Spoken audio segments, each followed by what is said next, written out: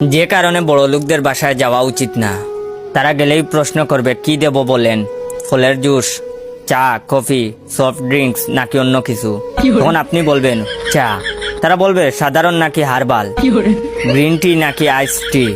তখন আপনি বলবেন সাধারণ চা। তখন তারা বলবে লাল চা নাকি দুধ চা। তখন আপনি বলবেন দুধ চা।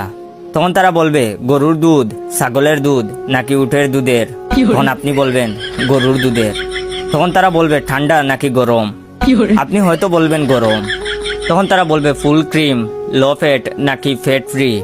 তখন আপনি বলবেন তার চেয়ে বরং লাল চাই দেন। তখন তারা বলবে চিনি নাকি মধু দেব। আপনি হয়তো বলবেন চিনি দেন দয়া করে। তখন তারা বলবে ক্যান সুগার নাকি বিট সুগার। তখন হয়তো আপনি বলবেন ক্যান সুগারই দিন। তখন তারা বলবে সাদা, বাদামি নাকি হলুদ চিনি।